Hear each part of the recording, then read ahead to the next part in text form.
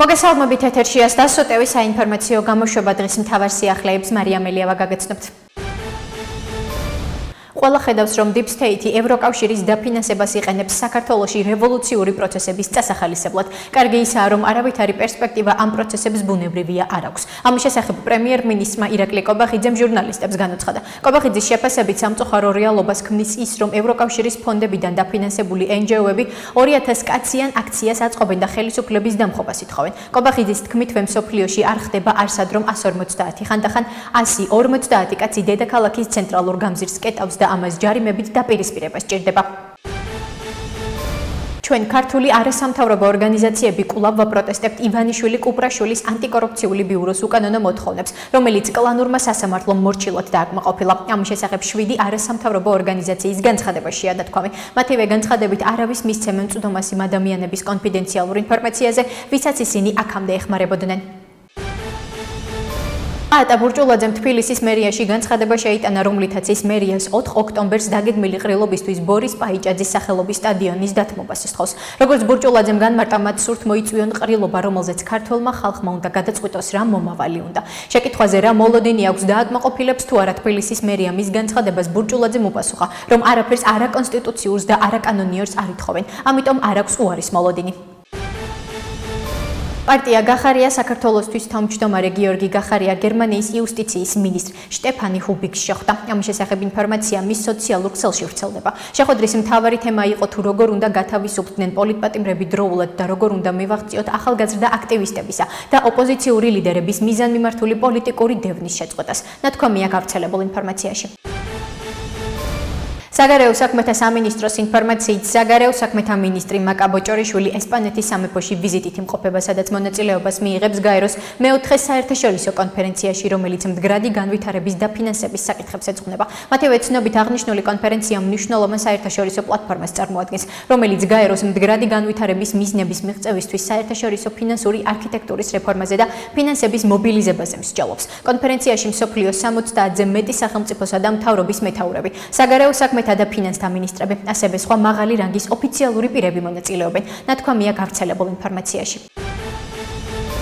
პარლამენტის დროებითი საგამოძიებო კომისია კოალიცია ცვლილებისთვის ლიდერ ნიკა გვარემიას, ასევე სტრატეგია აღმაშენებლის ლიდერ გიორგი ვაშაძისა და ლელო ძლიერი საქართველოს ლიდერ მამუკა ხაზარაძის მიერ კომისიის ხდომაზე განმეორებით გამოკითხვაზე უარის გამო პროკურატურას მეორედ მიმართავს. ცნობისთვის, პარლამენტის დროებითი საგამოძიებო კომისიის 30 ივნისის ხდომაზე პენიტენციური დაწესებულებიდან დაგეგმილი იყო დაკავებული პოლიტიკოსების გიორგი ვაშაძის, ნიკა გვარემიასა და მამუკა ხაზარაძის განმეორებით გამოკითხვა, რაზეც სამივე მათგანმა უარი წერილობით განაცხადა. შეგახსენებთ იმასაც, რომ პარლამენტის დროებით საგამოძიებო კომისიის მოთხოვნის შეუსრულებლობის ფაქტზე 24 ივნისს გიორგი ვაშაძე სასამართლომ დამნაშავედ ცნო. ამავე ბრალდებით 23 ივნისს დააკავეს ძლიერი საქართველოს ორი ლიდერი მამუკა ხაზარაძე და ბადრი ჯაფარიძე. მათ სასამართლომ 8 თვიანი პატიმრობა შეუფარდა და აუკრძალა თანამდებობის დაკავება 2 წლის ვადით. 13 ივნისს კი დააკავეს კოალიცია ცვლილებისთვის ლიდერი ნიკა გვარამია.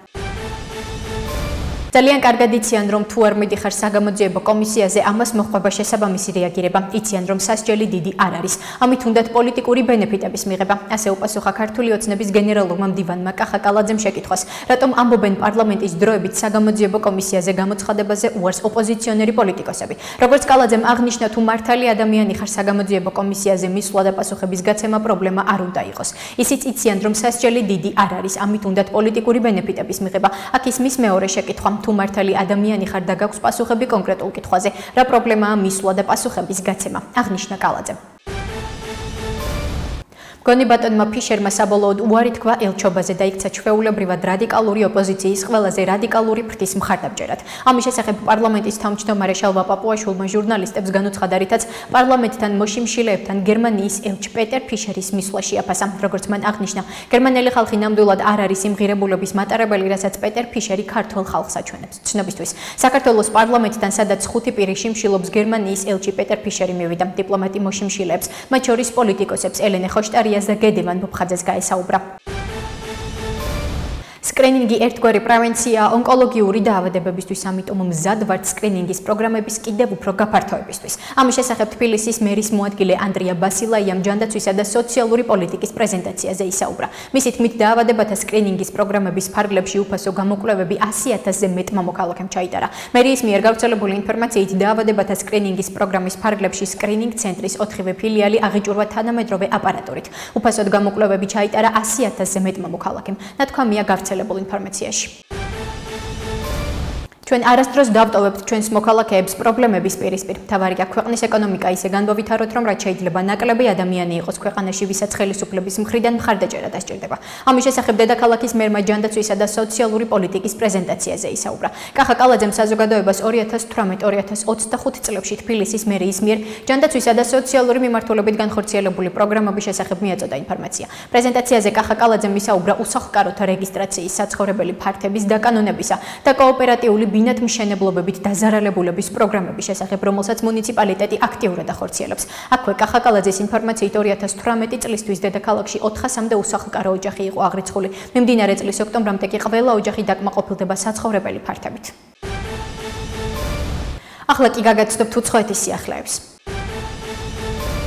სომხეთში განვითარებული მოვლენები ქვეყნის შიდა საკითხია, თუმცა ეკლესიაზე თავდასხმა სერიოზულ შეშფოთებას იწვევს. ამის შესახებ რუსეთის საგარეო საქმეთა მინისტრმა სერგეი ლავროვმა განაცხადა. ეს ჩვენი მეზობლების საშინაო საქმეა, მაგრამ რა თქმა უნდა კანონიკური 1000 წლიანი სომხური სამოციქულო ეკლესიის წინააღმდეგ თავდასხმა სერიოზულ შეშფოთებას იწვევს. ეკლესია ყოველთვის იყო სომხური საზოგადოების ერთ-ერთი მთავარი საყრდენი და ჩვენ არ გვსურს, რომ ეს ეკლესია გაუმართლებელი თავდასხმების ობიექტი გახდეს ყოველგვარი სერიოზული საფუძვლის გარეშე, აღნიშნა ლავროვმა. მისი მტკიცებით რუსეთი დაინტერესებულია, რომ არსებული სიტუაცია რაც შეიძლება სწრაფად მოგვარდეს სომხეთის კონსტიტუციის და ადამიანის უფლებების სრული პატივისცემის საფუძველზე.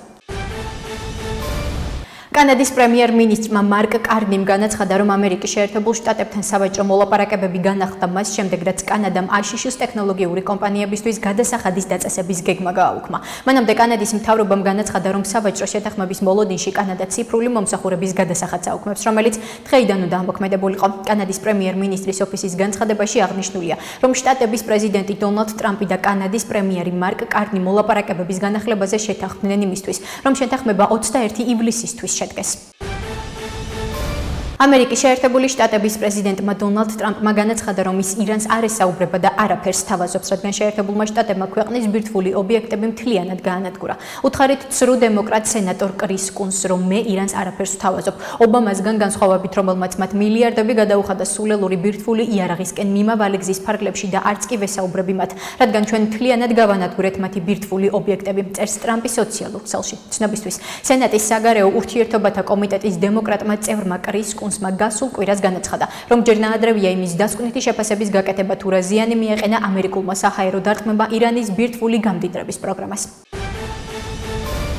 გერმანიის საგარეო საქმეთა მინისტრი იოჰან ვადეფული კიევში ჩავიდა. ინფორმაციას გამოცემა შპიგელი ავრცელებს. გამოცემის ცნობით, გერმანიის საგარეო უწყების ხელმძღვანელი ვიზიტის ფარგლებში უკრაინის ხელისუფლების წარმომადგენლებს შეხვდება.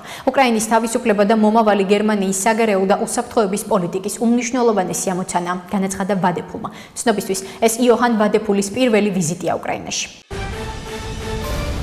ასეთი იყო მიმდინარე სიახლეები მომავალ შეხვედრამდე.